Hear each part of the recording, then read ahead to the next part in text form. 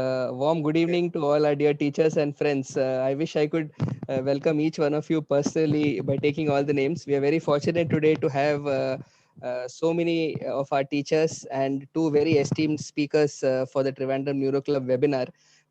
Things are totally out of hand in our country, and during these difficult times, we are extremely grateful to both our esteemed speakers, Professor Deepak Kumar Gupta and Dr. Gaurav Goel, for joining us today to share their experience on two fascinating topics.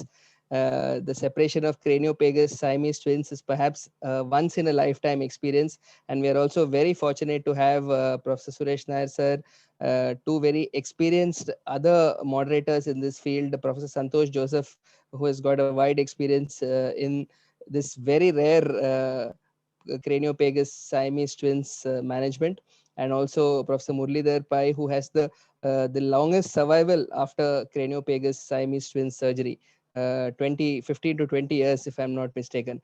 So may I hand over the proceedings to our moderators, Professor Krishna Kumar and Professor Muralidhar Pai, to introduce Professor Deepak Kumar Gupta and to set the ball rolling on this very, very fascinating topic.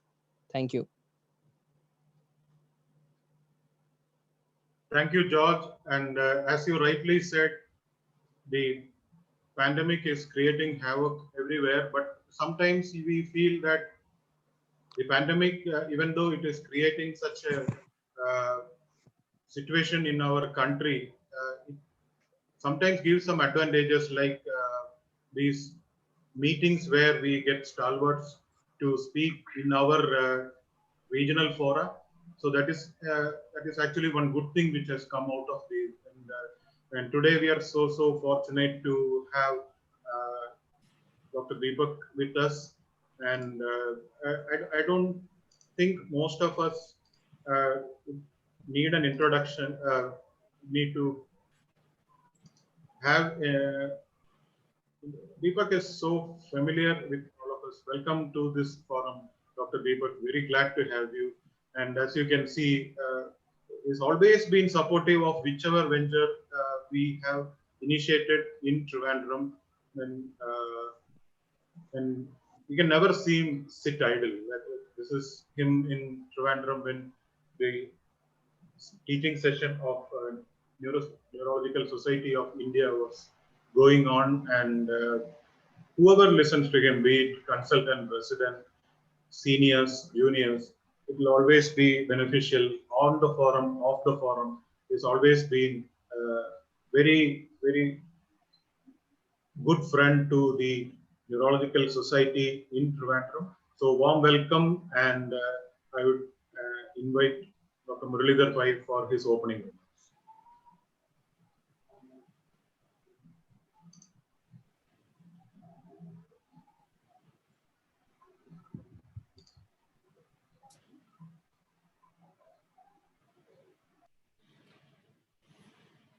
He is not audible. Murali is not audible.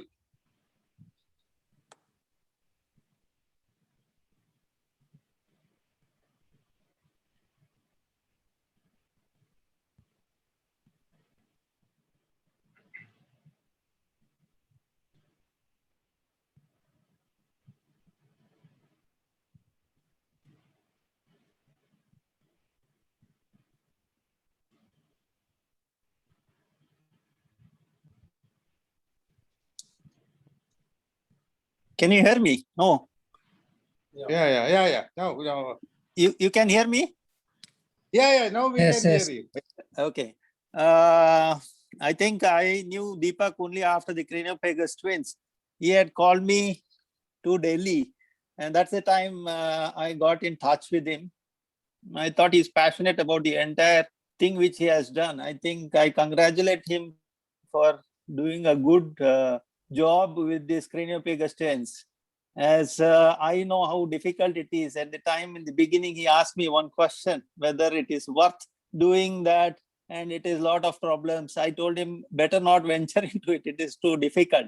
But I think he put his effort, and I think he had come out successful. I congratulate again Deepak for getting this done. I would not come in between actually the audience and his. I would like him to narrate the entire story. I think probably half an hour is short time for him to really give the details. So I will cut short my introduction. And I think Deepak doesn't need any introduction now. He's a star in this conjoined twins thing. And during the last meeting also, he had shown his slides and he had attended our Karavali meeting, which he had shown the entire gamut of things which he had done during this procedure. I think I would like him to straight go ahead and narrate the entire story. It is like a direction of a movie, and I think Deepak will narrate it in a nice way. I welcome Deepak. I think I will not come in between the audience and Deepak. I think I'll hand over it to Deepak. Thank you, sir. Thank you so much.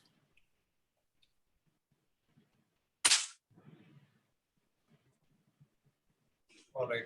Thank you, Trivandrum Club, and especially Dr. George and the entire team from Chitra, with whom I am associated for almost 17 years now, because I came from an external rotation posting here when I was an MCA student. And since then, Dr. Suresh Nair has been my examiner for everything. Let it be MCS, let it be assistant, associate, additional. And so whatever I am today is because of him. He selected me. Anyhow, I'll be sharing my experience and about the Craniopagus Siamese twins in the next few minutes. I'm sure you will, one second, let me just, there's something which is coming on the screen.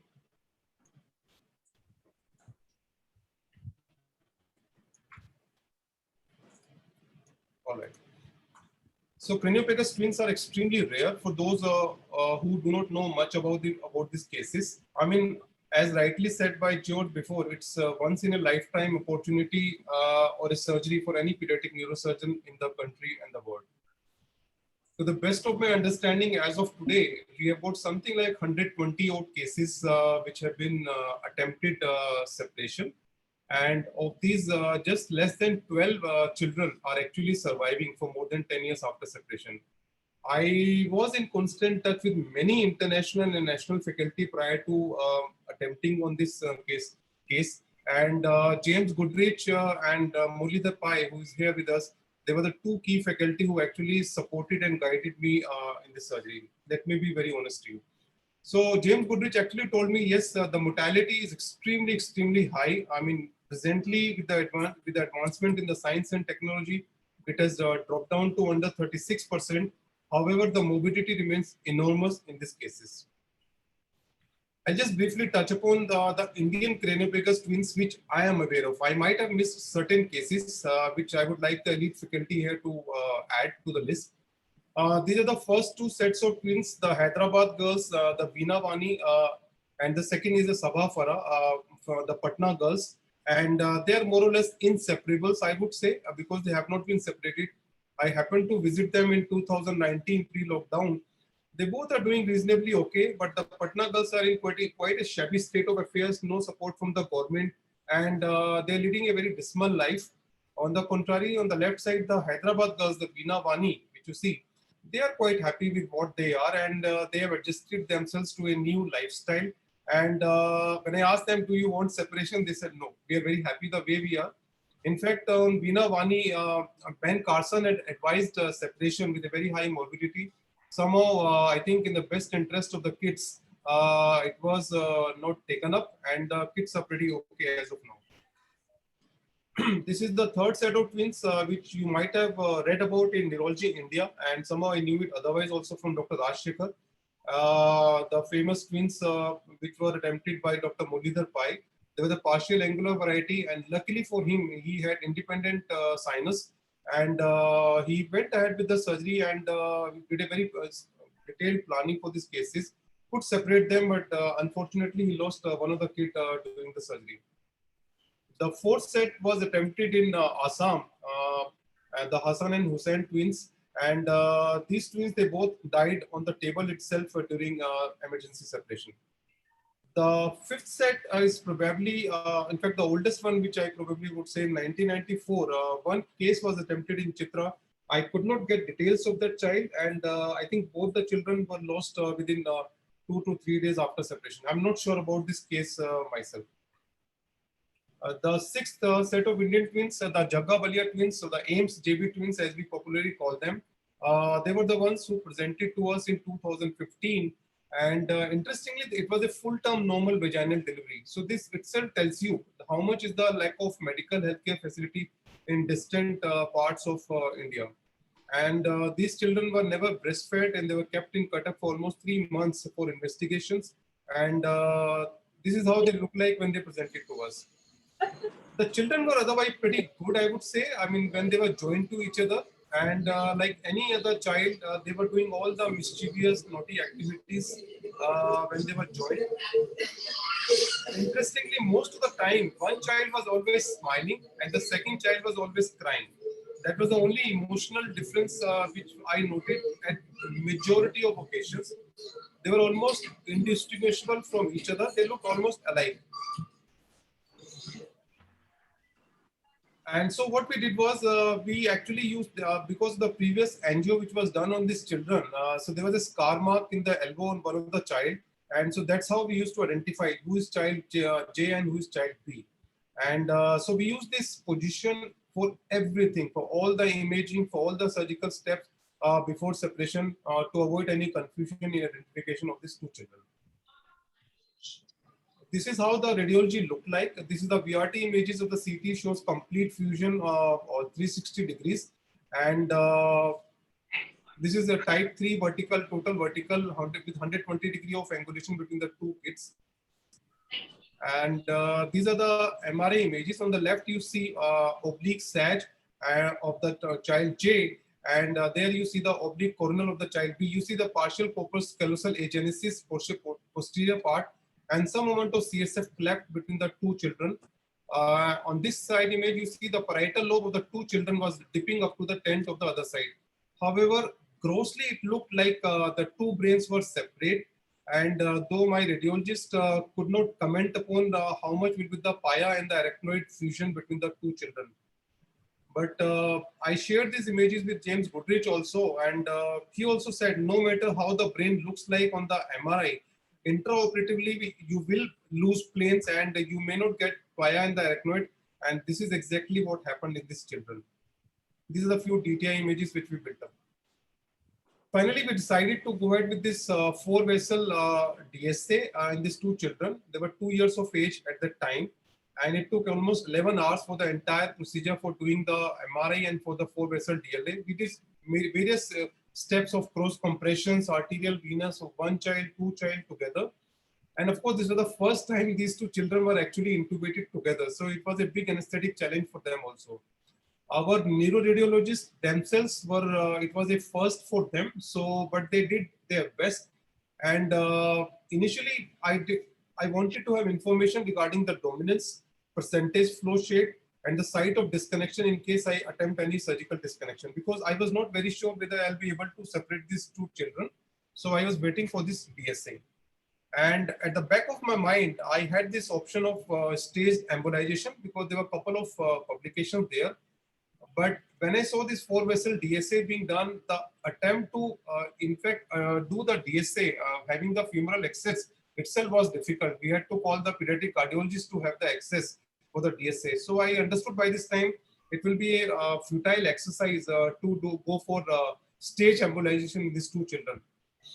Secondly, I thought about the venous bypass. The venous bypass, again, has not been talked about in the human studies. There have been few animal experiments which were available. Actually, I was contacted for these children way back almost 4 months prior to the admission. So I had enough time to do my homework for what are the options I would do in case these children are found to be surgically fit. So then, yes, there were few publications available on the stage separation surgeries. And I thought, why not attempt venous bypass, you know, and to give a good quality of life in the best interest of these two children. And I had this stage separation in my mind because the previous attempts in our country where the total vertical twins were attempted, they died. So we did not have enough literature on the venous bypass, but I said, okay, fine, we will discuss and go ahead further. So this is how the angiogram looks like. It took me almost 1 month to understand the angiogram itself. I sent the CDs to almost every cerebrovascular surgeon in this country and abroad. And most of the neuroradiologists, initially they expressed their inability, but then we discussed at length again and again. And finally we found that yes, they were sharing a circular sinus. And this is the anterior superior sagittal sinus, this is the shared sinus, this is the transverse sinus of one child, this is the transverse sinus of other child. And when we did the cross compression studies in the combined run, this was the most informative study for me. This is the anterior superior sinus of one child, this is the sinus of the other child, this is the shared sinus, and these are the multiple cortical veins which were draining into the shared sinus. And then we also, when we looked at the combined runs, we found that there is a dominance of the left side of the circulation. The deep venous system, luckily for us, was quite independent. The tocula were quite independent. It was only the cortical veins which were draining, and the sinus was shared. So we just thought, why not attempt kind of a bypass from the anterior superior sinus of one child and put it just before the tocula in the transverse sinus, just behind the major cortical veins, and implant these cortical veins in this child. Well, this was a dream concept, I would say, at that time. But after conceptualizing this, I spoke to almost major cerebrovascular surgeons, both at my place and in different part of the country. But majority of the people did not have any venous bypass experience. So what I did was I went ahead and built up the brain models for these two children, and the actual brain model, how the brain would look like. And these models were given to me, when I sent the CT and MRI images. James Goodrich was kind enough to build up this model from States, and he sent to me just prior to the separation. And I did some hands-on experience, and I did various models by different manufacturers in our country also, just to practice how the surgery would like. So the total surgical risk stratification score in these two children was 18. And as we know that score of more than 20, they're inseparables, from the literature available. So it was a tough call for me to go ahead with the separation. Again, we discussed with many people, and it was like to go in and to go out. I mean, it was left to us and to the family. In the literature, there have been many cases which have not been attempted separation, the so-called inseparables. These Canadian twins, the Hogan twins, we all know they're sharing a thalamic bridge. When one child drinks some water, the second child feels that she is drinking the water. So they are and many other cases are existing in the literature when not to operate. So we had various meetings. I think George had discussed about consent issues in the NSI meeting previously. So yes, we discussed about these, various issues of consents, the family and the legal issues at multiple time points with the family, legal advisors, social workers, and the family said, okay, we have got nothing to lose. Let's go ahead with the surgical separation, even with the high morbidity and mortality in one or both the kids. Having decided that, we did this multiple dry runs in the operation theater, how to place the children on the table, whether to unite the two children, one horseshoe, two horseshoe. And we called upon all the staff of our theater, the anesthetists, the plastic surgeons, the nursing staff, the support staff. And we spent almost 7 to 8 hours every Sunday, twice to plan out the surgical state. So we decided we'll go ahead with the staged separation. And we used all the adjuncts that we had at our disposal, like EEG, motor mapping, Axion frameless navigation system. And of course, we took help of our plastic surgery and anesthetic colleagues who were also mentally prepared for this stage. So what we decided this time was we will go ahead and use a ABO compatible saphenous vein allograft from a cardiac bypass donor. We have a vein bank in our institute from the saphenous vein of the other CABG patients. And we will use that. And we will try to construct an artificial superior sagittal sinus of the child B, who was looked like more of a compromised child. And we will implant 5 major cortical veins in the child. And we'll go ahead with the partial disconnection and put some expanders to start expanding the skin. So after the first surgery, when we attempted, this is how the children were. They actually developed dense hemiplegia, and one child developed dense hemiplegia and seizures after separation. And of course, from the knowledge of our neurology, I mean, it's quite understandable that probably they were developing thrombosis of the graft. This is the first diagnosis which will come to your mind, venous infarct or some thrombosis.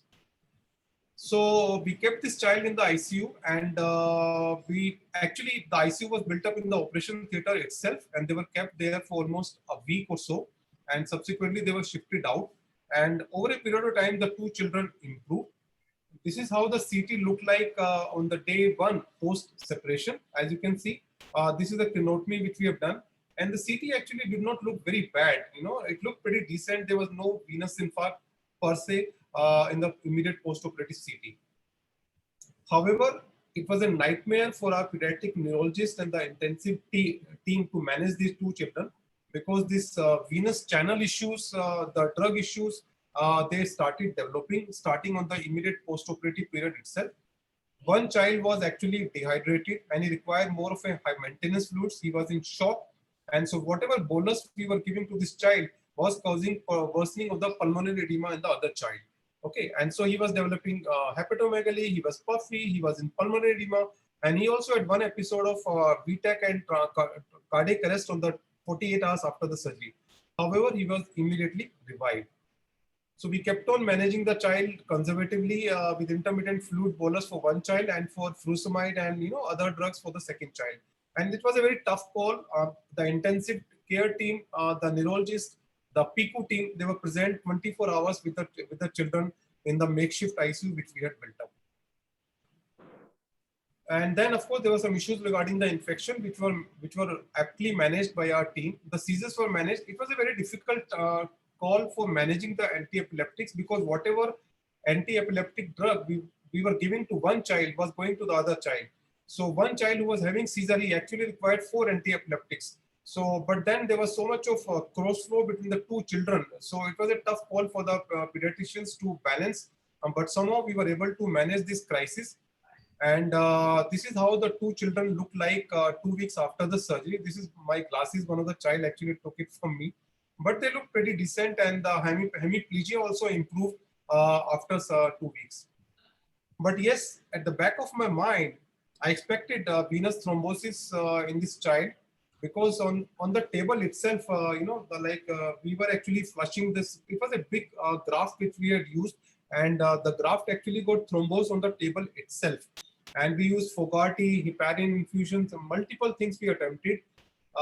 Anyhow, at the end of the surgery on the ICG run, the graft looked patent. But then this is what I understand, probably this is what that could have gone wrong with the child.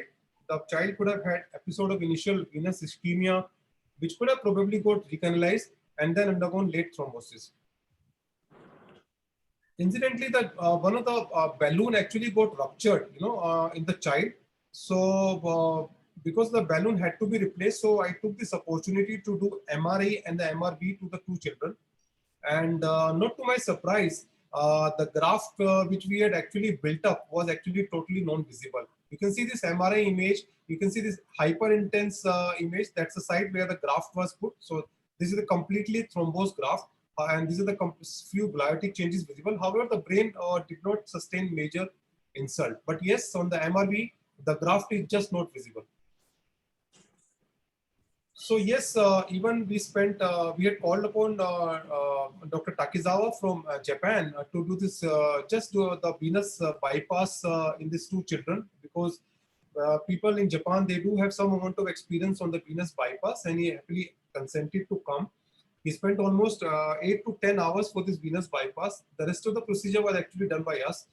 And as you can see on the left side of the screen, it was a perfectly carried out surgery, I would say, because it was a very technically exacting operation on veins which were less than 1 millimeter in size, and 5 veins were actually implanted in the artificial allograft of the saphenous vein in the child B. And so we thought we have done a reasonably decent job, but however, it got thrombosed. So 6 weeks after the surgery, the children, they started, when everything looked normal, and we thought we are in good time. We have replaced the expanders, and there is no deficit. We were pretty happy. But then, the child, Jagga, he started developing tachypnea, tachycardia, and gallops, and he was in high output cardiac failure. And in fact, his echo showed a kind of, I think, EF dropped down to under 25%. Yeah. So we said, I mean, we cannot wait any further. So we decided to go for kind of a semi-emergency separation surgery for these two children because of the graft thrombosis. I think it was a one-way communication, and one child was getting everything, the second child was not getting anything, and leading to failure in the better child. So we attempted the second stage almost 2 months after the first stage, and this lasted for almost 23 hours. The intraoperative period, I would say, was pretty smooth, and there was no major issues happening during the surgery. And there was a lot of ADR and no ADR, whatever you call it, rush when the two children were actually separated successfully at around 8:30 in the evening. However, post-separation, the better child had developed a venous air embolism, and he required ROSC for almost 30 minutes, and he was finally revived. I'll come to that a little bit later. The post-operative stay for the two children after the final separation was pretty stormy, I would say. It took almost 2 to 4 weeks time for these two children to start showing signs of life, leave apart the morbidity. This is the CT scan, which looked like in the child J after separation, and this is the CT for the second child, and look, a lot of gliotic changes and venous infarcts in the child B. Anyhow, the children, they started improving over time. We started rigorous rehab care, and we built up multiple series of helmets to protect for these two children. And 2 years after intense rehabilitation, the children were successfully sent home back to their city. And this is me traveling with the children in the train. Actually, we decided, because they did not have a bone flap on the head, I decided to take them by train, not by the air ambulance. Though the state had arranged air ambulance also for the two children. Our surgery was not very expensive, because if you look at the most expensive surgery in the literature was carried out by James Goodrich, costing almost 2.5 million US dollar, carried out in 2016. So they had multiple skin graftings after the procedure, and our plastic surgery team, this is our plastic surgery team, and they were there 24 hours available to us. This is from Ganga Hospital, Dr. Rashi, Dr. I'm not getting his name right now. This is Dr. Manish, Dr. Savapati, then Dr. Manish, and other plastic surgery colleagues are there, and they did a fantastic job in saving the skin for these two children. Our anesthetists were also great help. One person, Dr. Sandeep Chauhan from the CTVS, was instrumental in saving these two children, because when they had an air embolism, he was the person who was just present with the children, and he revived these two children back to normal life.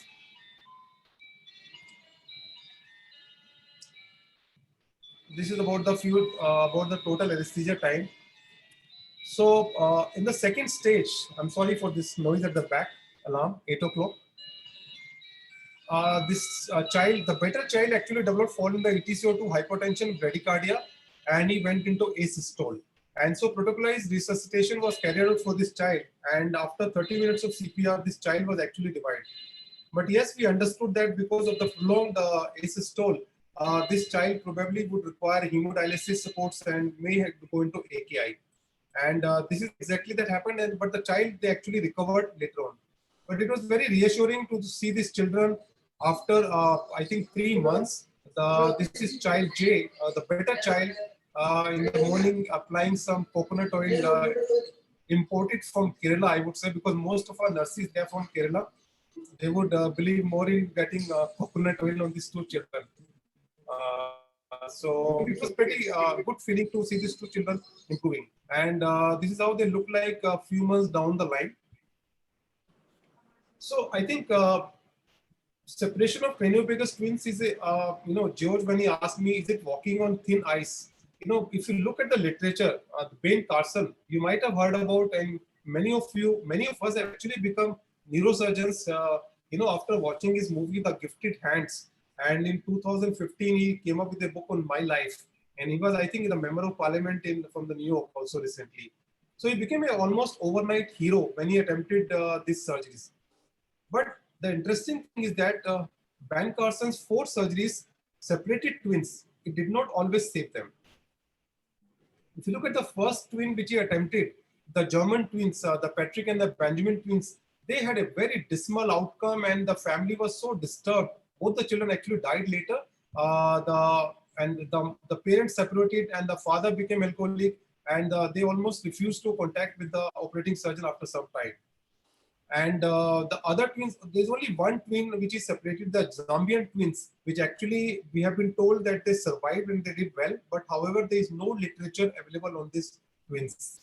He was also a part of this Laleh and Laden Iranian twins with Keith Go, and both the ladies, they died intraoperatively. And 2004, he attempted the last twins, the Tabia and the Leah Block twins, and they both of them had a very dismal outcome. One child died intraoperatively, second had severe profound deficits. He is not to be blamed. It is just a case selection and probably the anatomy, because he was an excellent surgeon par excellence. If you look at the results of Keith Go, again considered to be a famous craniopagus twin surgeon, he attempted on the Nepalese two girls and he separated successfully. However, one girl, she died after a few years. He attempted later on this Iranian twins at the age of 28 years. In fact, majority of the surgeons in the world, they said no, because the anatomy was not favorable. However, he went ahead with the surgical separation and he lost the two children. Probably I feel it was a bad case selection. There is nothing to do with the kind of skills of the surgeon and his caliber. He's probably one of the best neurosurgeon in the whole of Singapore. So now I'll tell you a few of my untold stories, because most of my lectures are repeat. So I thought I'll tell some stories which I have not spoken so far. Of course, there were a lot of expectations from the nation when these children were, these are the big, huge sandstone painting, sand drawing, which was on the Odisha beach, done by Mr. Patnaik a day before the surgery. Luckily, I did not see it prior to separation surgery because I was lost. But this is how the nation builds up pressure on the surgeon. I did contact a few international faculty. James Goodrich was unfortunately not with us. We lost him to COVID last year. And he was one man who supported me blindly. I had series of email exchanges with him. I mean, I don't even remember how many emails I exchanged with him. Keith Go, I interacted with him and I in fact invited him also for the surgery, but somehow there were some issues and he wanted to operate the two children, which I was not comfortable. And so he finally declined for some other reasons. This is Professor Takizawa from Japan, who agreed to come for the venous bypass stage, and he came from Japan only for the venous bypass stage.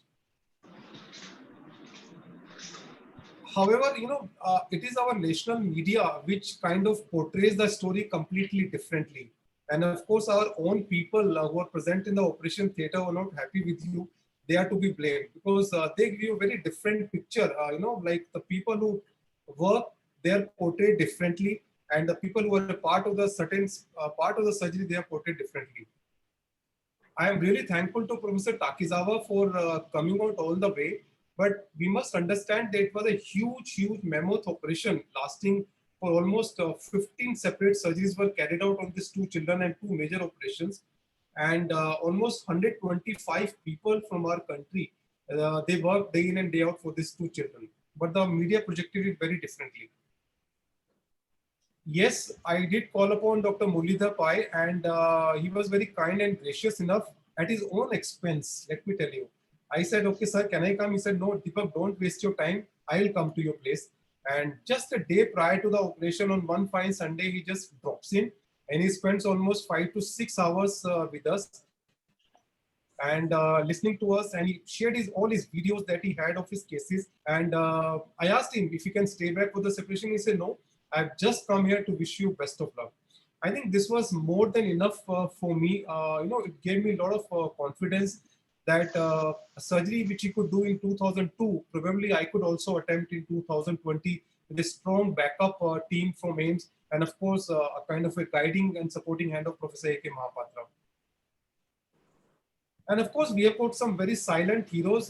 Professor Anna Teresa Mesio, she was an intensivist. She came just as an observer to watch this operation in the operation theater. And this is what we call as follow-ups. The international people, they would like to follow up what happened to the two children. So few months down the line, she came at her own expense internationally to meet up these two children and got tons of toys, dresses for these two children just to say hi. She is the invisible part of the operation. And this is one thing which actually brought me into controversy. Because, you know, when you operate these two children, all of a sudden you are in fame. And so I was interviewed by BBC. And this probably started bringing friction in the team. And this actually probably happens, you know, when one person gets some limelight for unknown reasons. Subsequently, there was no recognition, I would say. I mean, as of now, the state owners for this major surgical work, which actually brought India on an international platform, neither from the Delhi government nor from the Odisha government. And I must say, I was kept busy responding to public interest litigations and SC/ST commission, NHRC inquiries, you know, to keep these children for 2 years. With Dr. Kale, we were drafting responses to this idiotic queries, you know, where we kept this Japanese surgeon, why he was sent home, and what kind of food he was provided. So we were drafting those kind of responses. And of course, the insiders play a very important role. So one question I was often asked, you know, how are the kids now? 2 years, whether I'm the lift, staircase, wherever, nursing staff, they were all excited to ask, you know, how are the two children? But one question I was never asked, you know, last 2 years was, you know, how are the two children? Because how are you? You know, because nobody asked how the surgeon, what actually goes on in the mind of the surgeon after separation surgery. So I would say life was pretty stressful. I stopped all my international travels for almost 2 years to be able to look after these two children. And we had to make a lot of dynamic decisions and of course to manage the team issues also. And after 2 years, when I shifted these two children in train with my colleague, Dr. Gijarat from Neuro Anesthesia, the health minister actually visited the two children. And this was a crowd in the Odisha, you know, which was there to receive the two children. And after 24-hour train journey, the only thing which I came to know through media was I went there for publicity. So I think the rehab support is extremely important for these two children. And our rehab team, they played a very, very important role. And I was very happy that this child was able to play some football and hit prior to the discharge.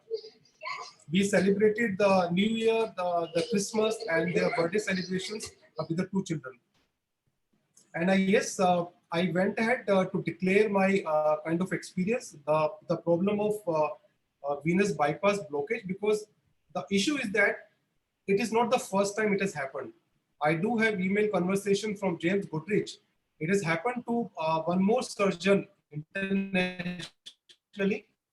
However, people don't talk about it. And that is why I did not know that the venous bypass, they actually get blocked also. So I published whatever happened to our case, that yes, venous bypass is actually not a very good option in the management of these two children. And this is a mail which James Goodrich, the last email actually wrote me on the eve of Christmas. And he says that it is so good to see that this publication coming out in the literature, because many moves have been attempted on venous bypass prior also. Lastly, I would say that it is the teacher and the parents who actually are the kind of, the strong people behind you, because the teacher gives you opportunities and the parents, they teach you passion and empathy. Professor Mahapatra was so passionate about this surgery. He was a team leader. He led the team and I was working under him. He was so passionate. He comes home after a few months and he's trying to tell to my mother, what are the steps of the surgical procedure which were done to these two children. This is our team, Cranio-Pegasus, 125 members with the director, sir.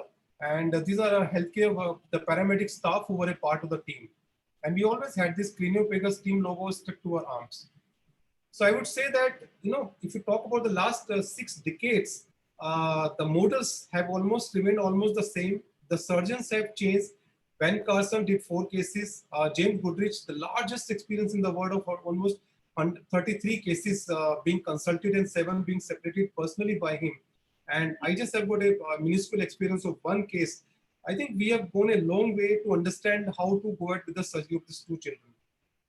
To summarize, I would say that we are very proud to say that we could achieve a successful craniopagus twin separation surgery from India, which has actually put us on international platform.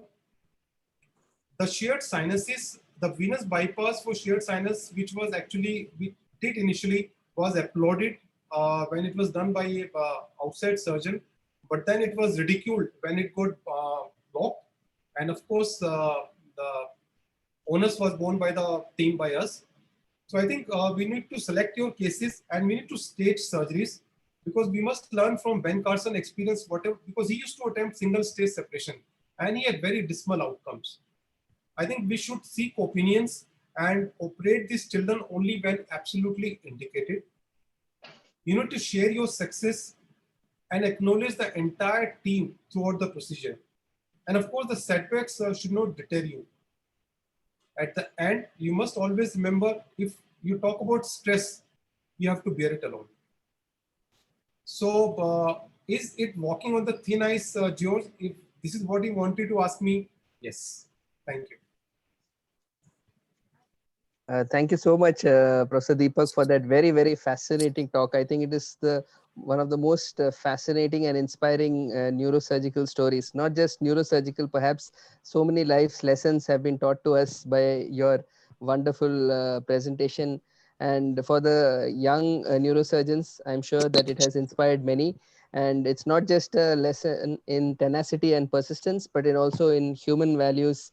And I'm sure there are a lot of questions that are coming up.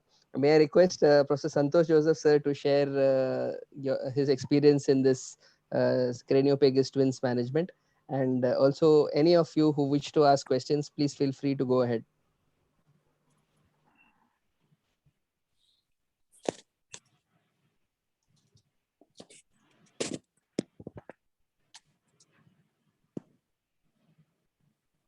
Good evening to all of you. Am I audible? Yes. So the first angiogram which I did was in Sri Chitra in 1994. Was Dr. Deepak was telling about one case which is not known to him, is the one which is been involved. 1994, we had an extensive under Professor Raut. We had an extensive discussion on the Siamese twins craniopagus. And the second one was with Dr. Muralidhar Pai, where both of them I did the angiogram. And I was also present during the operation theater in finding out and mapping out the veins and other anatomies. So in both these cases, what I have seen is there is two events which has happened during the course of the surgery. One thing is that one child suddenly, during the course of operation, one child becomes suddenly hypervolemic and the other side child becomes suddenly hypovolemic. And managing that is the greatest challenge. We may have to aspirate the hypervolemic child blood and transfuse into the hypovolemic child. That is to detect that one is the greatest challenge, and then finding out what exactly to be done is the major issue. So again, after seeing the two things, I have reiterated and then relooked the angiogram and venous angiogram. So both these, the things which I have seen is both of them are almost similar. We had independent sagittal sinus of both child, but both of them are independently connecting each other. So in Dr. Muralidhar Pai's operations, what we have tried to attempt is that whether we could hemodynamically separate before the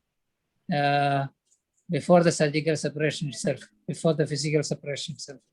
So to a great extent, currently, if the same case is given, there are better tools available in interventional radiology armamentarium to hemodynamically separate this twins earlier itself before the physical separation. So each individual or each children will become independently hemodynamics. So that is the only thing which I would like to share on this short period of time. Maybe I think Muralidhar Pai can highlight. I don't think so. I think it's once in a way experience. Am I audible? Am I audible? Yeah, yes. Yeah. Yes, Murali. The major problem is each case is different from one another. I think each surgeon goes through a different set of things, like what Deepak said. Sometimes it looks easy, but on practice, I think there are a lot of issues which end up. Actually, we had at that time less literature backing.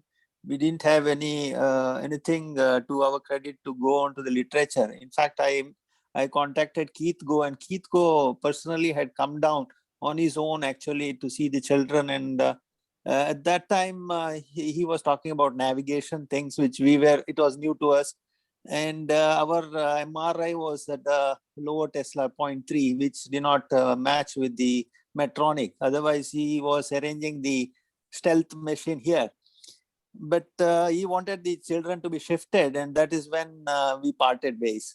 I was okay with it, but at that time he said that our infection rates are more in India. I said that is not true.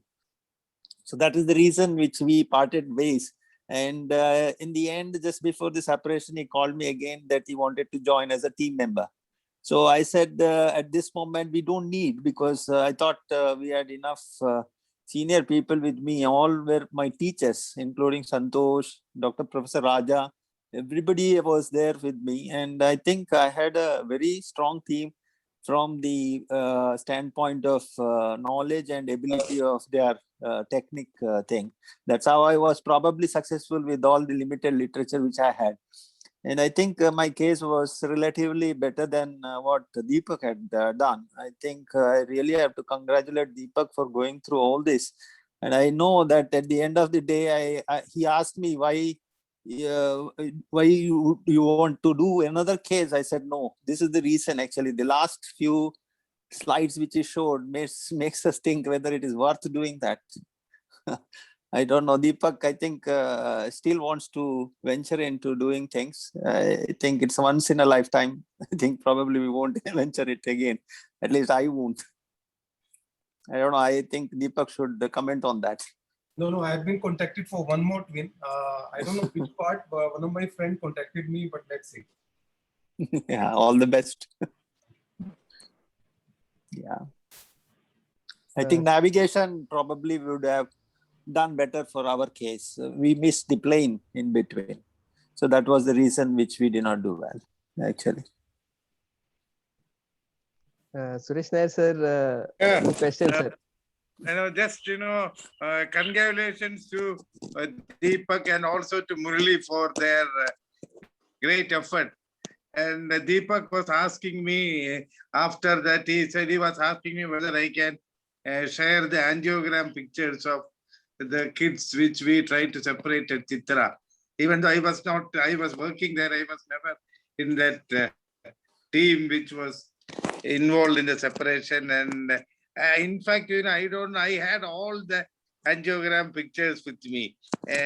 Somehow from where I got, I don't know. Probably whether Santosh gave me, I don't know. But subsequently, I could not find it. But again, I will search all the videos, everything. I think it was a video, I think. So it will, if we can give to Deepak, if I have, I will again try. Or if Santosh has, one should give to Deepak so that he can put it in the their thing about what all literature it will help everybody to study that. And I can understand the effort put by Deepak and his team, and also Murli and his team. And congratulations. And I also think that it looks like once in a lifetime experience. But Deepak is very young, so he can still venture like the American people, he can still venture on more and more separation. Congratulations, Deepak. Thank you so much, Professor Deepak. And we also have to remember at this on this occasion, Professor James Goodridge, whom we lost to COVID in the early part of this year. And for the last comments, I invite Professor Krishna Kumar. I think on the whole, it was a wonderful experience for all of us, especially the juniors and the budding neurosurgeons. It reflects two things. One, the supreme effort taken by Dr. Deepak, hats off, and the importance of teamwork. With these words, I think, with your permission, we can conclude this session. Thanks a lot. Thank you. Thank you. Thank you. Thank you very much. We have a Seniors and friends. certificate and a small memento for Dr. Deepak, but unfortunately, there's no way it can be handed over online. I'll come to So- Kerala. No, you can't send it by post. I have to come to Kerala. It's been 2 years since I last visited. Definitely, we'll be looking forward to your visit to Kerala. Thank you very much, sir. Honor. And my privilege to also introduce our next speaker, Dr. Gaurav Goyal. Dr. Gaurav is the director and head of endovascular surgery at Medanta Institute of Neurosciences, and a very big name and a trendsetter in the field of interventional neuroradiology. And Dr. Gaurav would be speaking to us on acute interventions in stroke. May I also introduce our other moderators and chairpersons for this session. Professor Shailaja, who is the past president of the Indian Stroke Association and a very big name in international stroke circuit. Dr. Jayadevan, our very own and interventional neuroradiologist who's got a vast experience in this field of acute stroke interventions. And Professor Thomas Ipe, the president of the Trivandrum Neuro Club, who is the brain and the force behind all our monthly meetings. May I hand over to all the three moderators to take over this session. Thank you.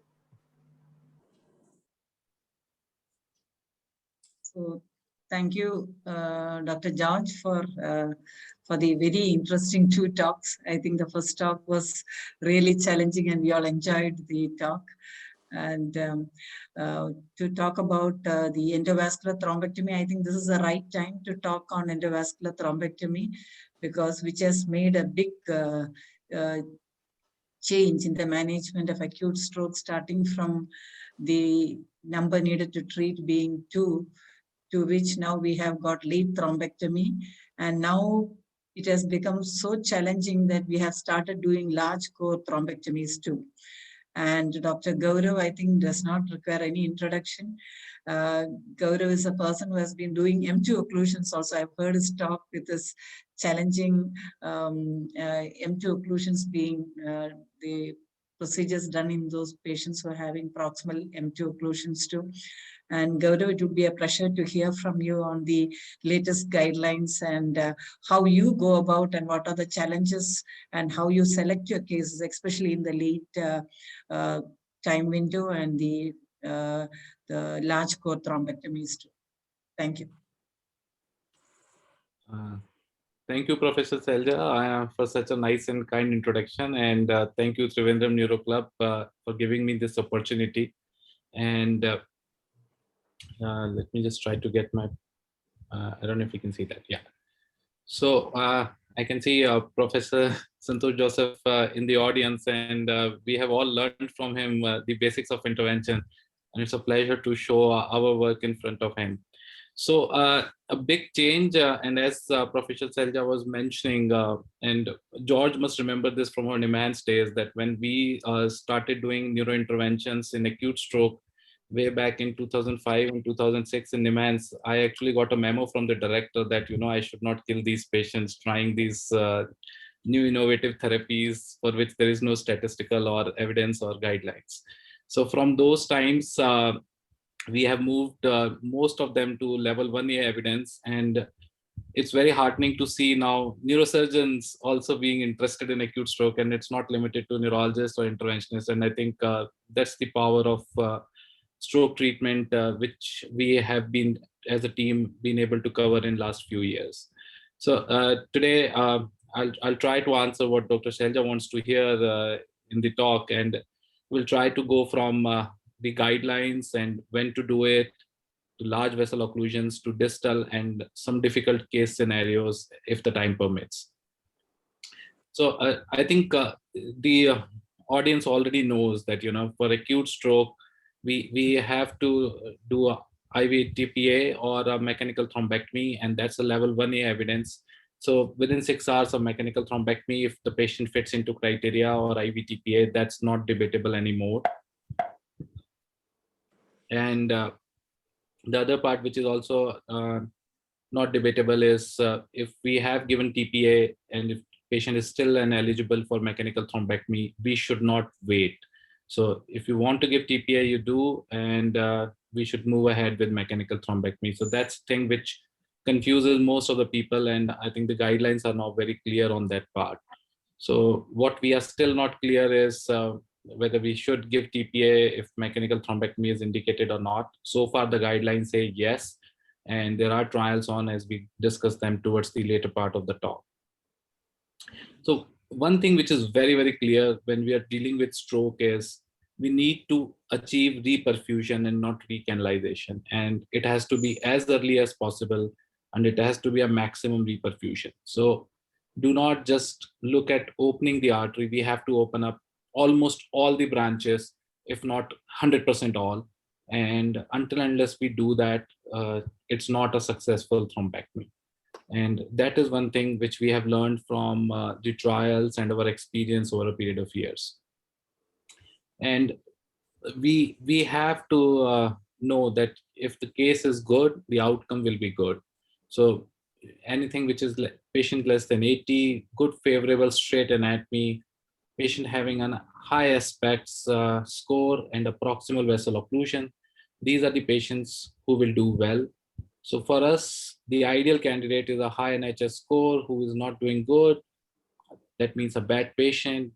We do a lot of CT perfusion based imaging, but I know there are centers which do MR based imaging. We based most of our decisions on CT perfusion and CT angiogram. So if we see a proximal vessel occlusion, a good penumbra, small core, that's the patient which is an ideal candidate. And you have to actually look for a reason not to do these patients rather than debating whether we should do them. And time is the key. So as quickly as possible, whatever technique you like, stent, aspiration, combination, we have to open up these arteries and take the clot out as quickly as possible. So this is the standard of care, and this is not a point of discussion or debate anymore. So what is still not clear is when not to intervene, and it may actually depend on where you practice. It may also depend on what kind of patients we have, what is the understanding of the family.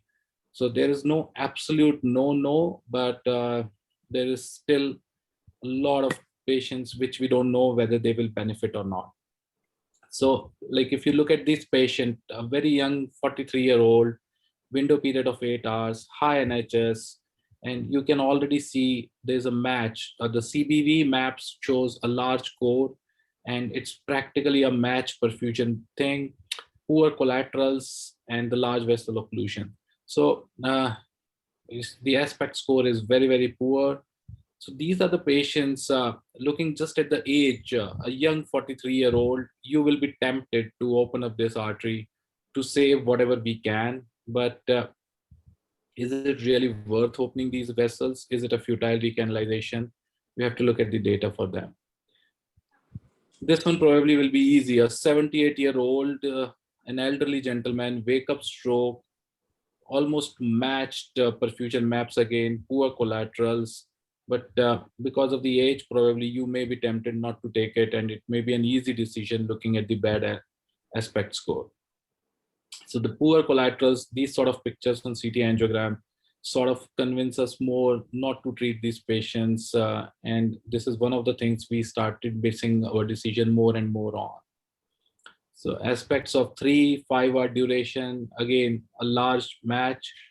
So what's the answer for these patients? So if you look at the pooled analysis for the Hermes group of data, we know the aspects 0 to 2 are the patients who do not do well if you open up them. So 0 to 2 is absolutely, like we will say, not to treat so far in our experience. 3 and 4 is something you can consider after debating with the patient's family, looking at the educational background, you have to understand there might be a favorable shift as compared with the medical control, but they probably will never be able to achieve an MRS of 2 or less. So a shift from MRS 5 to 4 is probably a bed-bound patient. So all these things need to be discussed with the family before you take these patients. So to go back, in a 43-year-old with an aspects of 3, after discussion with the family, we may decide to go ahead, while in 78-year-old with an aspects of 3, we may decide not to go ahead with the procedure. But as I said, we look more to open up these arteries more and more, and there has to be a solid reason for us not to intervene, and those reasons are probably aspects of 0 to 2 in an elderly patient is where we still don't want to intervene. So what do guidelines say here? And this is the 2019 update, and it's actually very clear that all the hospitals should have stroke teams, and an organized protocol is mandatory, and the TPA and mechanical thrombectomy should be given to the patients in the fastest achievable time. All this is level 1A evidence. And a pit crew model very famously conceptualized that it has to be a parallel processing. So when the patient comes, it should not be one after the other. Everybody should know their job, their part, and they should get done with it. This is our stroke protocol. Nothing unique about it. It's just we have to make a protocol and keep doing it again and again till everybody understands their role. So as soon as the patient comes in, we raises a code. We do not wait for a neurologist, interventionist, or anybody to see the patient. The patient gets shifted to CT scan just after having a routine ABC. No need for a dress change, no need for handing valuables, no Foleys, no groin preparation. The nurse and GDAs are assigned because sometimes the casualty is very busy, and the shifting to the CT scan may not be a priority for them. You have to imagine these patients are not bleeding, and so sometimes if you do not have a protocol in place, these patients get neglected. So the only thing what we do is check the vitals, insert a gauge, collect the blood samples, and shift the patient for a CT scan unless there's some specific contraindication to that. The moment the patient reaches there, CT is informed prior to in advance, pressure injector is loaded, consent usually is not required. And once the CT shows no bleed, TPA can be given if it's already been arranged for. By this time, a neurologist has seen these patients. We already start talking to them about mechanical thrombectomy. We brief them while the CTA is going on. We follow the criteria, do a CTA, CTP. If it is suitable for thrombectomy, we start shifting patient directly to DSA. We actually do not wait for financial clearance or even consent. Like if patient refuse, they refuse. We just shift them instead of a DSA to an ICU. But these are some of the things and tricks which we have learned that they are the bottlenecks which we need to overcome. And vessel imaging is a major part which we need to do. So intracranial imaging is mandatory. It's a level 1A evidence, while extracranial, carotid, and vertebral arteries should be imaged if you are planning a mechanical thrombectomy, because when we go in, it will save a lot of time. Like for example, if we see a bovine arch, we will prepare catheters accordingly. And so it's important to scan these patients. One question which always crops up, should we wait for a serum creatinine before doing a CT angiogram? You should not, unless there is some reasonable history of a kidney dysfunction. Remember the old adage which Dr. Mayank Goel has taught us, neurons over nephrons every day. And we can also go to assess for a collateral flow imaging, which will go in a long way for our decision making. Within 6 to 24 hours of onset, alone CT or MRI alone is not sufficient. We need to have a perfusion scans along with it so that we can decide about the core of the infarct. And based on the core size, depending on the Dawn or diffuse trial criteria, we can take these patients. And if it's a large vessel occlusion with a small core and a mismatch, again, it's a good level 1A evidence that till 24 hours, we can take these patients for mechanical thrombectomy. We are using social media more and more. It sounds very fancy, but you cannot be there 24/7. We attend almost like 5 or 6 stroke calls a day, and sometimes it may be challenging. So we use WhatsApp and other social medias to our advantage. We click pictures, click videos, send it in the group. So we make sure that everybody knows what we are doing. And this is how a short history will come. No long histories, NIHS, site, time of onset, age, and the relevant CT imaging and pictures. And we go ahead and make simple decisions and communicate to the team simultaneously. Regarding how to do it, what to do it, we are still evolving. We have still not reached an end point. So we started with microcatheters, aspirations, stent retrievers, new stent retrievers, multiple stent retrievers of various designs, and the evolution is still going on and on and on. And I think it's benefiting our patients. So when we go to neurointerventionist forum, we spend a lot of time debating which technique is best. Everybody obviously says their technique is best, and whatever technique we use, we just need to take out the clot faster and completely all the single time. And the microcatheter is advanced through the occlusion. So these are the old videos and slides. We know that we take a balloon guide if we are using just a stent retriever, cross with a microcatheter through the clot, and engage the clot into a stent retriever and just pull it out after inflating a balloon guide. And most of the time, these stent retrievers used to do a good job. And we had some evolution. People who are doing these stroke interventions, they know that the more we fluff the stent, or maybe we can use a bigger size stent to retrieve the clot better. And the push and fluff technique became very popular just with the stent management. And we understood that the device clot interaction has to be perfect for hard clots at least before we can pull them out successfully. The adapt technique or the aspiration technique, where we take a large bore catheter next to the clot and try to suck it out, or we combine both stent and aspiration, and it's called Solumbra because the popular stent those days was Solitaire, and the Penumbra company was making the aspiration catheter. So Solitaire plus Penumbra became a Solumbra. And this initially was a bailout technique, but more and more, as I'll show you in my classes, that we have shifted completely to Solumbra technique in our practice. And then as the science progresses, numerous things use ART, SAVE, depending whether you are using a balloon, whether you are using 1 aspiration, 2 aspiration, advanced technique. So there are numerous techniques, and I think every center follows their own technique. And it's important for us just to know that we need to arrest the flow. So whatever you do, you just make a negative flow here, put a stent retriever and aspiration catheter, and then once you have that complete control, the name of the technique is not important. That you take out the clot, that is more important.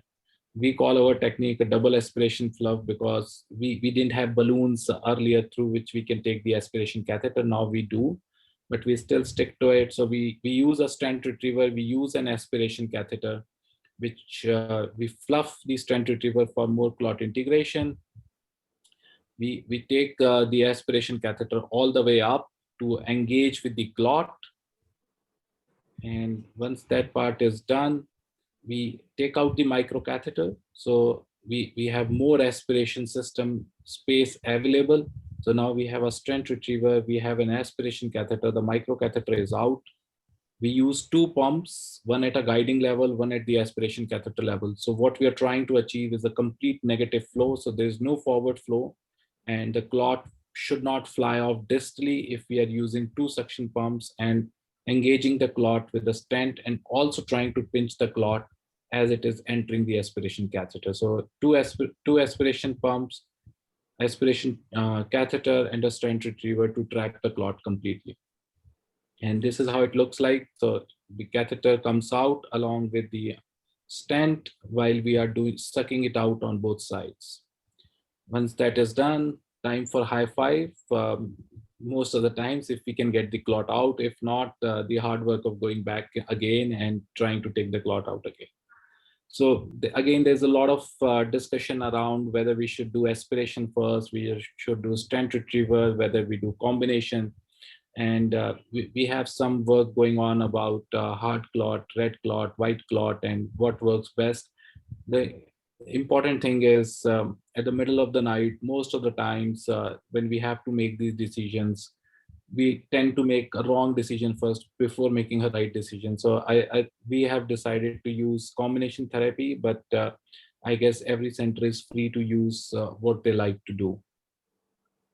So coming to the most talked about large vessel occlusions, and we know that from 0 to 6 hours, there's a level 1 evidence if the patient is having a large vessel occlusion with an aspects of more than 6, NIHS of more than 6, and there's enough data to support that now.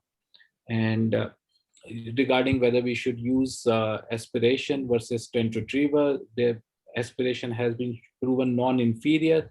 None of the techniques has shown the advantage of one over the other. So far, we do not have a direct evidence of one being superior to the other. From 6 to 24 hours, we have to use core diffusion mismatch using Donner diffuse criteria, and till 24 hours, we can open up these arteries. And now we are trying to push the envelope more and more. So patients with low NIHS score of more than 6, but with large vessel occlusion or a low aspect score, we can still go ahead and try to open them, but the level of evidence dips down.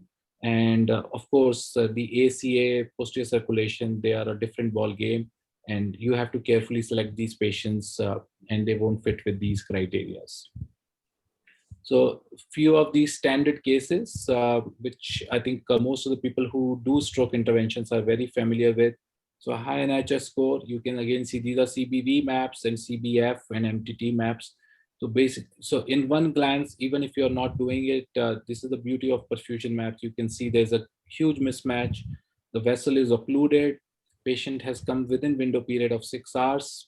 So you will go straight away, take your catheter, open up these arteries, and they look pretty good picture when it opens up, nice and clean and smooth. And this is the follow-up scan. Patient has good MRS at discharge. You can do the same thing by just taking the aspiration catheter up and trying to suck these clots. The only thing you need to watch out when you're doing an aspiration, that if it's a soft clot, it may just fragment and migrate and may cause distal occlusions. And remember, the first thing which we started was we need to achieve a good TICI-2B or a TICI-C, because if this is the situation, the patient will still have a lot of deficits and the technique will not work in your favor. Now, this was the index case from where we started using Solumbra technique more and more. So for difficult, challenging cases, hard clot, I think this is the best technique to do. So a posterior circulation stroke, even occlusion on the left side. So we started using with the aspiration catheter, but we couldn't take the clot out. We switched to stent retriever, tried pulling it out, but didn't work. So eventually, that was the 5 max catheter which used to come that time. We took the catheter all the way into the origin of the P1 and then pulled the whole thing out. So it's a Solumbra technique which we did from the old catheter system that time. And in one shot, we could open up the complete artery. And over a period of time, doing more and more cases like this, we became convinced. And these are all old pictures from 2015 and 16, where we didn't have those data and evidence to support. And we were sort of doing it on our own and trying to convince our colleagues that, these sort of procedures, they do work for these patients. First pass, TICI-3 decanalizations, and good outcome for these patients. So these are again multiple pictures, same concept, left M1 occlusion, big mismatch, big collaterals, and it's easily like we have wedging the aspiration catheter right up to the clot margin. So this is called engaging the clot, and with twin aspiration, when we pull it out, the clot's gonna come out. And this is the picture which we like to see, a complete TICI-3 decanalization with all the vessels open up. We don't like to see just the AP views. We like to see the lateral view, look at each the artery. that there's no distal embolism. And again, more cases, sometimes we do an MR. So what happens is when you're doing it routinely, CT may not work all the time. So sometimes you're forced to go to an MRI, and it's the same concept. Look for the core, go ahead, open the artery. So I'll skip these cases and move to the next thing, which is tandem occlusions. So if you have tandem occlusion, which means your ICA and MCA both can be occluded, there can be a dissection, there can be a thrombus. These tandem occlusions should also be subjected to mechanical thrombectomy, and it's reasonable to go ahead and do that. And sometimes the question is asked, like, should we do an emergency carotid stenting into these patients? And if you have a small infarct core with a compromised circulation, I think we have enough evidence now that within a limited time frame, which is less than 12 hours is what we follow, we can go ahead and stent these arteries. The questions which asked is whether we should do an antegrade or a retrograde approach, meaning whether we should open up the carotid first and then go to MCA, or whether we should open the MC and then come back to the carotids. So that question is still not answered. So people like to open up the carotid first so that they have better access to the MCA, but it leads to delay in opening up the MCA artery. And some people, so like you can stent this artery first and then go and try to open up the MCA, or you can just go in, barge in, open up the MCA and then come back and place the stent later on. So cases like this where we will just go in, open up the artery and then coming back, drop a stent or do a plasty. So no clear evidence and different literature favors one technique over the other. So we prefer to go in first and open up the artery and then come back and drop the stent, because sometimes if it's a common occlusion, if it's not a super tight occlusion, like here, a left common carotid is occluded, we just barged in ahead, navigated our catheters and guiding catheters through this tight stenosis, open up the vessel, and while we were coming back, we just did a balloon angioplasty and we could avoid a stent in this patient. Now, the most commonly question which is being asked these days is, do I still need to do an IV thrombolysis? Shouldn't I just take these patients for mechanical thrombectomy? After all, we are seeing all these presentations, good pictures, good data coming in. Why to waste time? And so we do not have answer to this question so far. And very recently, we have the trials DEFT and SCIP presented, and their data again is non-inferiority trial data. So I think till the time we have more data coming out from the upcoming trials, we still need to continue with the IVTPA. And but I think this concept may be challenged by the data of the new trials which is coming in. And last but not the least, the questions asked about the anesthesia part. Should we do it under conscious sedation or general anesthesia? We try to do right side under conscious and left side large vessel occlusion, non-cooperative patients under general anesthesia. The only point to remember from the anesthetist perspective is if we can avoid a hypotension to the degree possible, it is usually helpful for these patients. Once in a while we are doing mechanical thrombectomy, we may see fresh clot forming, and we can give actually intra-arterial fibrinolysis in these patients also. And so sometimes that may help us in achieving tachygrade results. Some of the challenges or adamant occlusions where we have to think out of the box and out of the guidelines. So in Indian patients especially, we do see a lot of these challenging patients. So 51-year-old, high NHS, very early presentation of 2 hours. And you can see a very good aspect scoring. The MCA is occluded, ICA seems to be fine. Good perfusion. And the only thing which you will notice here is the mismatch is there, but considering the MCA is occluded, the mean transit time and the CBF maps are not showing that degree of involvement, which sort of alerted us that it may just be more than a blockage. It may be an underlying ICAD and the brain is already being compensated for. So anyway, the patient was rushed to the lab. We did a run. The M1 was occluded, crossed it, put a stent retriever as per our policy, tried to take the aspiration and Solumbra, and we could open up the artery a bit, and you can already see that the artery is not completely opened up. It's in spasm, it's trying to close down. So we did another pass. It opens up. It opens up. There is an atherosclerosis there. And eventually after doing 2 or 3 times, we had to place a stent there because the artery was closing down on its own. So we realized it's an ICAD. It won't remain open just like that. So we had to place a stent. But even after placing the stent, the flow immediately was good. But in 5 minutes, we could see the artery was shutting down. So one of the primary reasons for that could be that because it's an open cell stent, it may not have opened up completely in an ICAD. So we used a microcatheter and a wire to manipulate the stent to open up these struts better. We could get the flow going. And in these patients now, we need to give some tirofiban to keep these arteries open, and we could achieve some TK2B recanalization. There were some distal vessels which were still missing, but a good outcome. And this is the protocol which we have started following now for intracranial atherosclerosis, that if after 1 or 2 passes, we feel that the artery is closing down because of an underlying ICAD, and if there's a small core to begin with no bleed, we load these patients and put an intracranial stent there and then.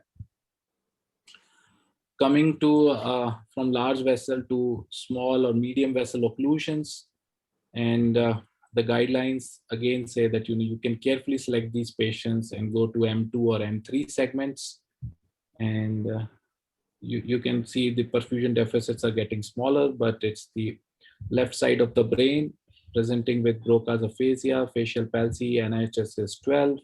It's an early presentation of NR, and you can already see it's going to distal M2 or M3 vessel. In fact, you may easily get lost in AP where the branch is occluding, but you can see in the lateral view, it's a distal M2, almost turning around the Sylvian fissure. And this is where the newer devices, the smaller Catch Mini, which can go through a 017 catheter, that's being used around the bend, and we can pull the clot out and the artery opens up, again achieving a TK3 flow. Another patient, here it was inadvertent, the basilar artery was occluded. We did our dual aspiration technique. We opened up the basilar artery, but unfortunately a small piece of clot went into a distal PCA, and we knew like it's gonna cause problem for these patients. So we went in ahead, again used these mini stent retrievers, take the clot out to achieve TK3 decanalization. Same thing with anterior cerebral arteries, and so presenting with right lower limb weakness, no improvement after IV thrombolysis. So catheterized distally with the stent retrievers. We do not try to do Solumbra in distal vessels, but we'd like to keep our aspiration catheter proximally to give better support to these stent retrievers to open up these arteries.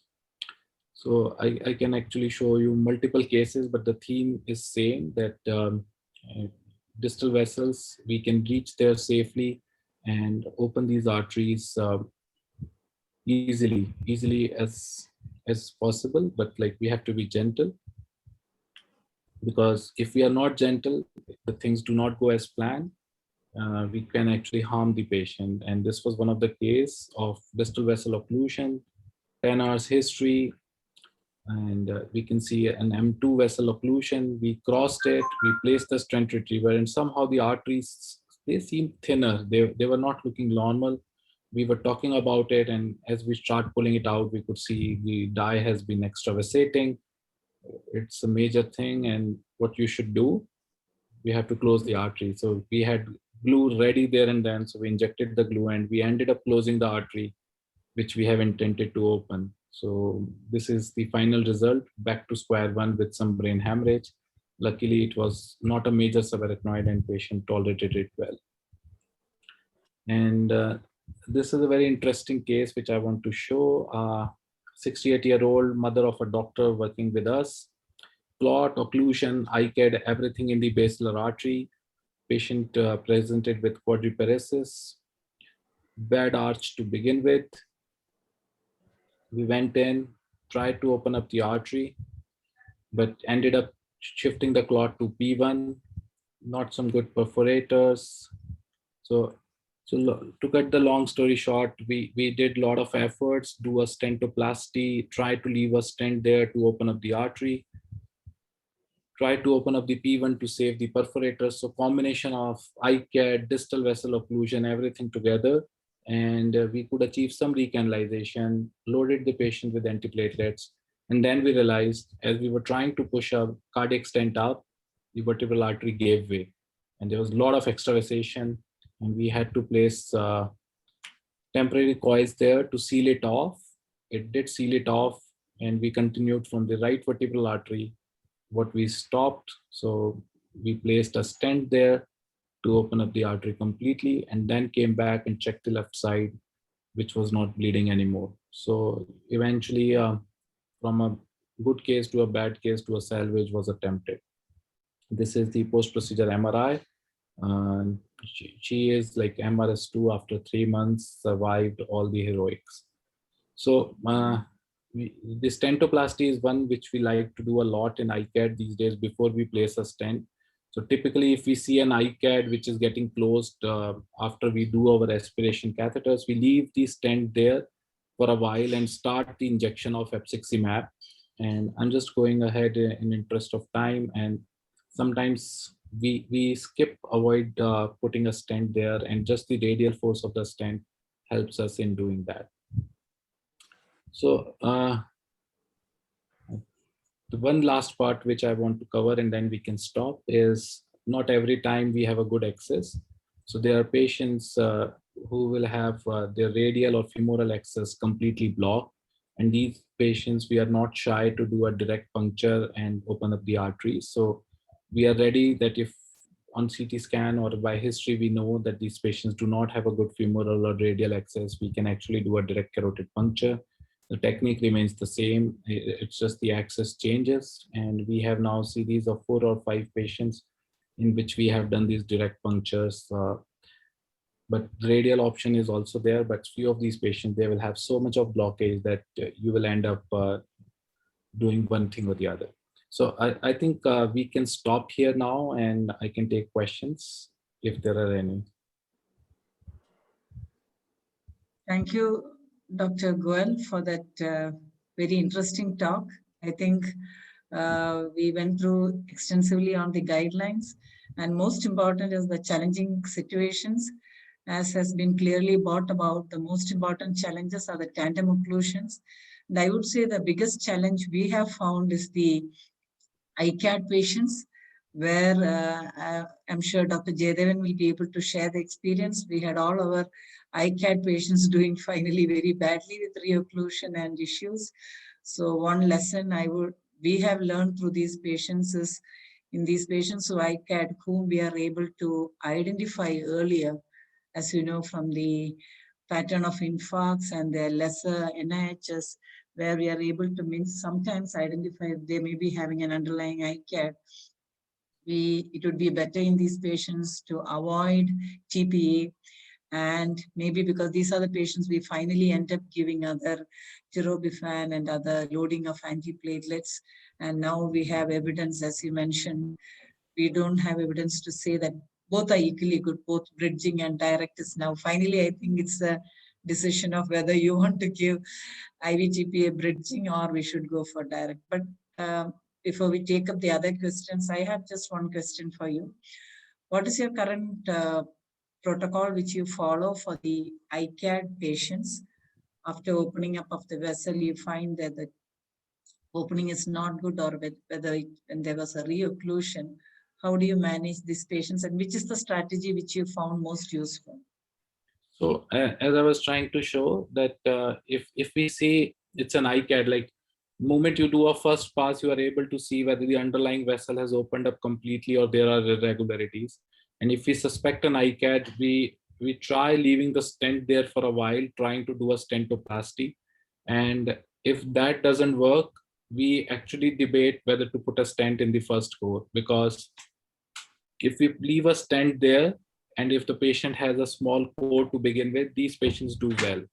But if the patient has like a medium size core where we are sure that we won't be able to give antiplatelets, then we try to put a stent, like a stent retriever there, do a stentoplasty and run a Tirofiban infusion for 10-15 minutes to see if that holds on.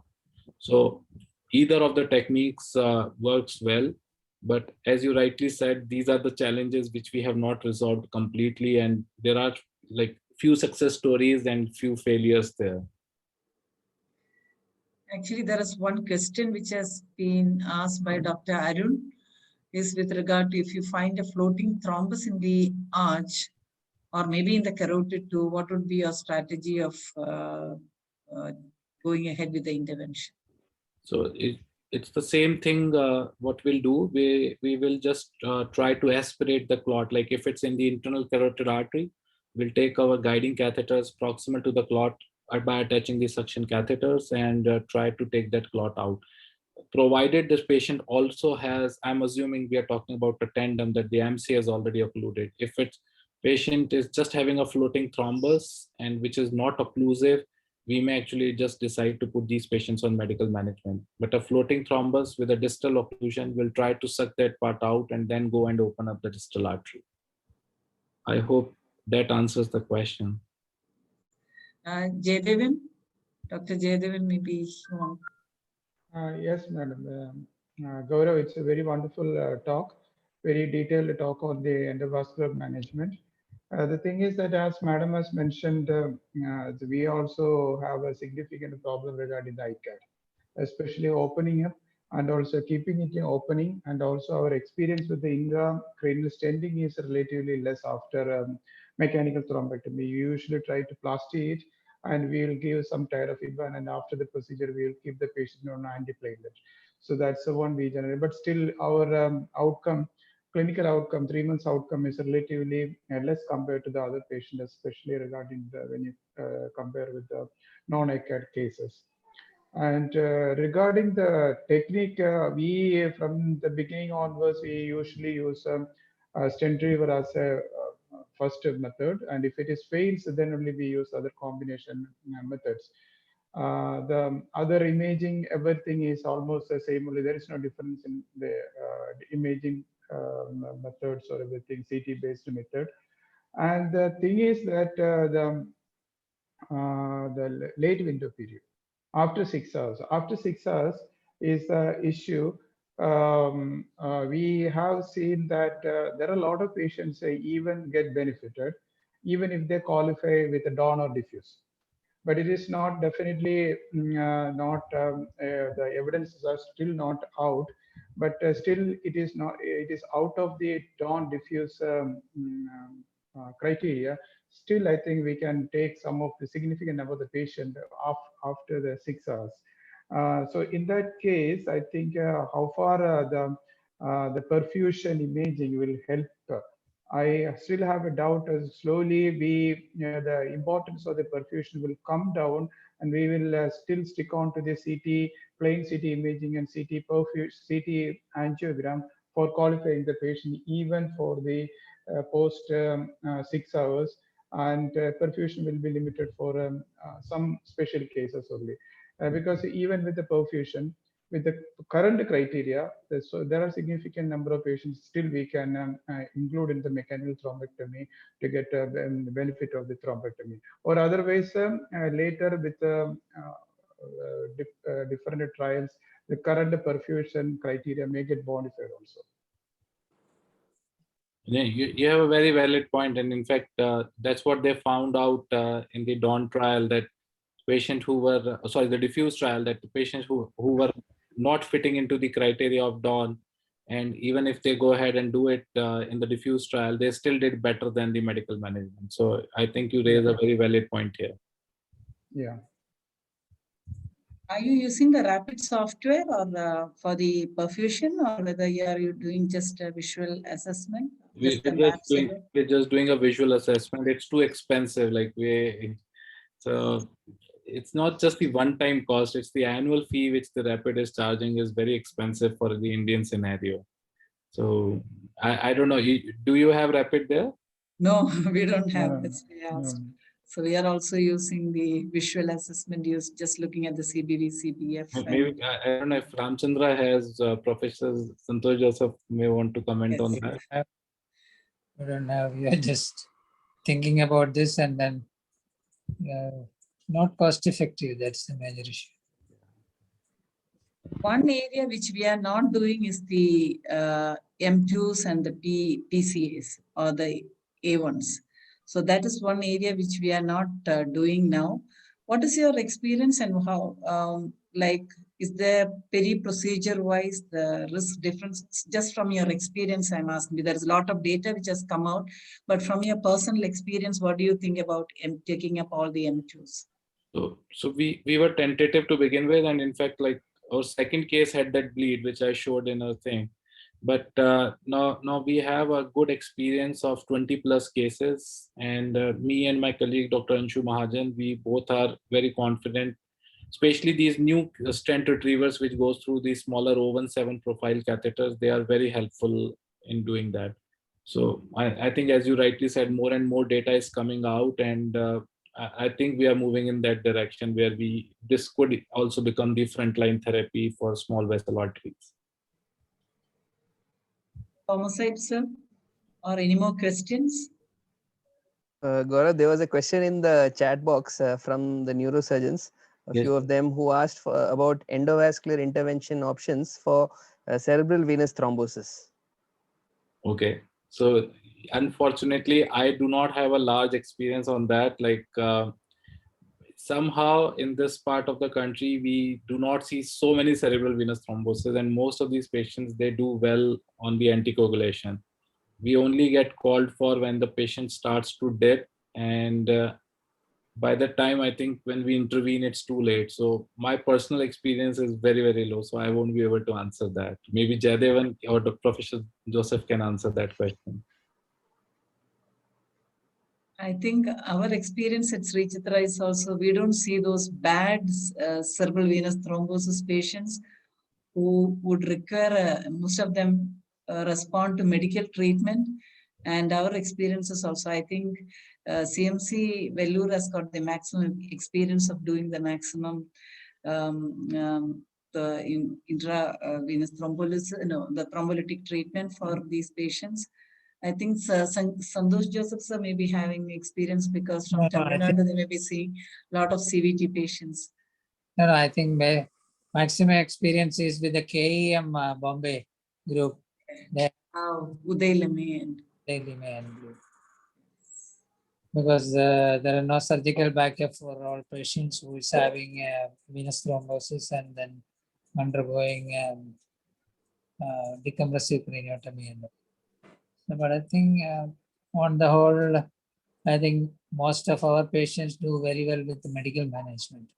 Very rarely only we see patients who is resistant to medical management and require intervention.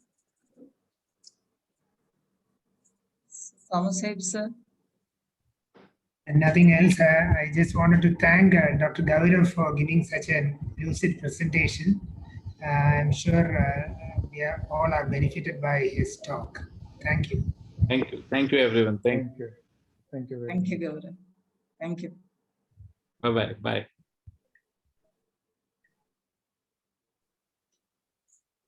I think we'll have to ask just two comments, one from a neurologist's perspective of interventions. We have Dr. Deep Pillai, who is a neurologist doing interventions, and also a surgical perspective from Dr. Jayanand Sudhir to give us a viewpoint on surgical mechanical thrombectomy.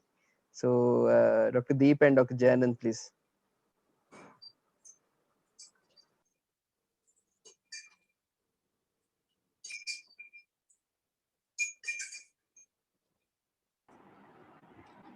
Hi, George. This is Jayanand. Can you hear me? Yes, we can hear you. Yeah. I was closely watching these presentations on endovascular retrieval, and I think there are a few case reports coming up in recent literature of surgical thrombectomy, especially in Japan, where they have not much access to endovascular surgeons. The cerebrovascular surgeons are very efficient to do the surgical thrombectomy. I have seen personally even those being done straight from the basilar artery. The surgical thrombectomy from the basilar artery done by Professor Tanikawa in Sapporo. So, and the patient also made it well. He recovered well to no deficits. So, I just want to put a question to the endovascular group as well as to the neurologist about adamant thrombus. If the patient is still in the window period, would you refer to a surgeon for surgical embolectomy or an emergency bypass? Identification of the adamant thrombus is the main issue. Still no, this is a very interesting and important thing. The identification of the typing in the thrombus, the nature of the thrombus by imaging method, not yet standardized. And what is the nature of the standard thrombus, whether it is a hard thrombus, soft thrombus, fibrin-rich thrombus, platelets-rich thrombus, or RBC-rich thrombus, or is underlying atherosclerosis. Sometimes we will be able to get some idea regarding the atherosclerosis part, but the other part still are not very clear. So in that case, of course, if we can identify the nature of the thrombus, of course, probably we can. But still, in most of the cases, mechanical thrombectomy is opening. It's doing a good job in opening most of the thrombus. Only exception is the atherosclerotic. Can I also comment from the neurologist perspective? I'm sure Jayanand will not agree with me, but what I would like to say is time is brain, and maybe like these Japanese people who are able to do it in such short time. We are talking about a groin puncture to retrieval of the thrombus within 20 to 30 minutes, and I'm not sure how fast we can be with regard to that. You are underestimating the surgeons. So no, that's what I mentioned. No, second point, what I wanted to say is that since it may be very difficult to build up evidence with regard to the treatment, because you need to have good surgeons with good workflow system to have the procedures done on time with good outcome. So building up evidence in these kind of scenarios may not be very easy. So unless some kind of a guidelines or this thing comes, it may be difficult to put this into practice. Definitely, there may be definitely a select group of situations where, as we know, when Dr. Gaurav was also mentioning about situations of difficult cases, this may be an option, but we don't know. I would say we don't know currently. I fully agree with you that there is no evidence, but I think people at your stature should be the ones who give us the material to bring such evidence into literature. And only then guidelines will change.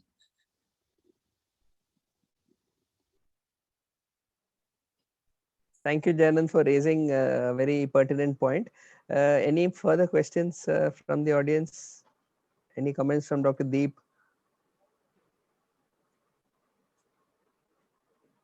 Hello. We can hear you, Dr. Deep. Yeah.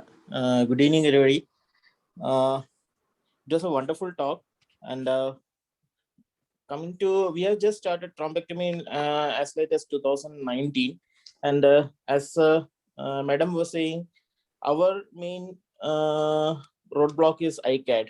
We have too many cases of ICAD, and all these cases, we try to avoid stenting stenting in the acute phase as much as possible. But some cases, we will only be able to save the patient with a acute stent in place. So there is no evidence to do acute stenting as of now. But some situations, if the patient has not received thrombolysis, these patients usually tend to have a good recovery.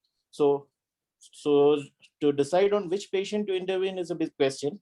But some, especially in the basilar territory, very tight stenosis, stenting may be beneficial in these patients. Again, as Madam said, we are not doing too many distal occlusions M2 beyond the opercular segment or AC or PCA segments, but M1 and ICA occlusions we are doing. And again, if we are having, if the patient is within the window period, good aspect patient, then we are the results are very good. We are not doing delayed thrombectomies as of now because perfusion and higher imaging options are not there. We tend to go with clinical diffusion mismatch, but again, we are not doing too many cases outside beyond the 6-hour window. Thank you. Thank you very much, Dr. Deep. Any more questions? If not, I think probably we can close the session. Thank you very much to our speakers for both the brilliant and fascinating talks. I especially thank our moderators for this session, Professor Shailaja Madam, Dr. Jayadevan, and Professor Thomas Saib sir, and all the participants who made this such a fascinating evening.